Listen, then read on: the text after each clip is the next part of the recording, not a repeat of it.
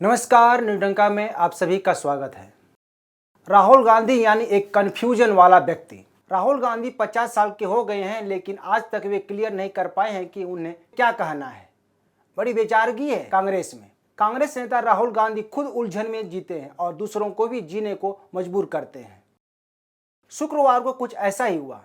राहुल गांधी ने सुबह press conference में महंगाई और बेरोजगारी की बात की, लेकिन शाम होते होते यह मुद्दा आरएसएस जांच एजेंसी काला कपड़ा में होते हुए हिंदुत्व पर आकर टिक गया।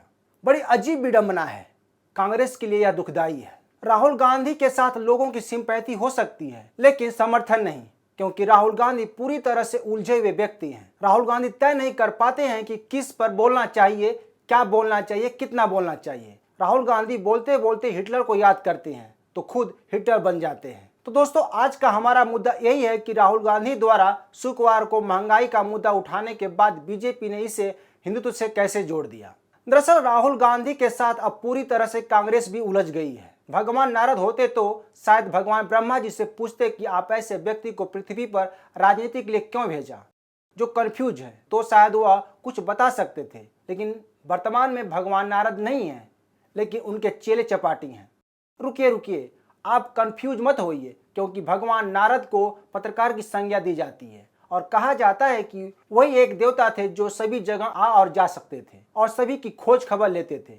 लेकिन अफसोस, भगवान नारद के चेले महाचेले हैं, यानी गुरु गुड़ हो गया, चेला चिन्नी बन गया। तो गुरु और चेला से आगे बढ़ते हैं। तो 2022 की तरह 2021 में भी जयपुर में महंगाई के मुद्दे पर कांग्रेस ने एक रैली आयोजित की थी, लेकिन राहुल गांधी ने इस रैली में महंगाई की बात कम करते हैं, हिंदुत्व का पाठ ज्यादा पढ़ाए। इस रैली का नाम महंगाई हटाओ रैली दिया गया था। किस दौरान राहुल गांधी ने कहा था कि 2014 से हिंदूवादी सत्ता में है, जबकि हिंदू सत्ता से बाहर है। हमें हिंदूवादियों को हटाकर हिंदुओं की सत्ता लाना है। उन्होंने आगे कहा था कि हमें डराया नहीं जा सकता, हम मौत से नहीं डरते। हिंदूवादी को सत्ता चाहिए, सत्य नहीं। उनका सत्याग्रह नहीं है, सत्याग्रह है। हिंदू अपने डर का सामना करता है, वह शिव जी की तरह अपने डर को पी जाता है, लेकिन हिंदूवादी भय में जीता है। ऐसे में सवाल उठता है कि कौन हिंदूवादी है और कौन हिंदू। इस दौरान राहुल गांधी ने खुद को हिंदू बताया था, जबकि हिंदूवादी नहीं। राहुल गांधी के अनुसार मारने वाला हिंदूवादी है, नहीं मारने वाला हिंदू है। उन्होंने इसका जवाब गोडसे के जरिए दिया था। याद रहे, ये बातें महंगाई की रैली में की गई थी, हिंदू धर्म की रैली नहीं थी। तो आगे बढ़ते हैं। तो क्या अपने धर्म के लिए कोई अपशब्द कहे तो हमें सुनकर चुप हो जाना चाहिए? क्या ऐसा राहुल गांधी इस्लाम के लिए कह सकते हैं? राहुल गांधी हिंदूवादी बनने के लिए ही तो जनेऊ पहना था। ऐसे भी उनके कहे अनुसार लोग उन्हें हिंदू ही मानते थे। क्या जरूरत पड़ी राहुल गांधी को खुद को हिंदू साबित करने की? राहुल गांधी बात करने जाते हैं महंगाई और बेरोजगारी की, लेकिन करने लगते हैं बात हिंदू और हिंदुत्व की। राहुल को कौन समझाए कि उन्हें सत्ता हिंदू ही सौंपती थी, लेकिन जब से उनसे हिंदू अलग हुए हैं, कांग्रेस सत्ता में फिर वापस नहीं आई। ये सच्चाई राहुल गांधी को कान खोल कर सुन लें, अन्यथा वे कभी पीएम की कुर्सी पर नहीं बैठेंगे, केवल सपने ही देखते रह जाएंगे पीएम के। शुक्रवार को भी राहुल गांधी ने वही सब कहा जो उन्होंने जयपुर की रैली में कहा था। उन्होंने इस दौरान आरएसएस, पीएम मोदी और ईडी पर निशाना साधा। यही बात उन्होंने जयपुर की रैली में भी कही थी। उन्होंने कहा था कि हिंदुस्तान के सब संस्थाओं पर आरएसएस के लोग बैठे हुए हैं, यहां तक कि मंत्री के दफ्तर में भी। इस देश को जनता नहीं, 3-4 पूंजीपति चला रहे हैं। इसके आगे राहुल गांधी अब तक कुछ नहीं बोल पाए हैं। उन्हें क्या पता आटा चावल के भाव धर्म के बराबर है। एक दिन लोग खाली पेट रह जाएंगे, लेकिन उसी भगवान को अगरबत्ती जलाकर मदद की गुहार लगाएंगे।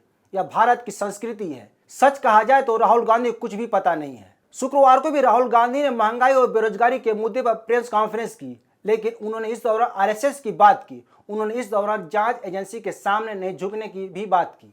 लेकिन क्या राहुल गांधी नेशनल हेराल्ड की बात कर रहे थे?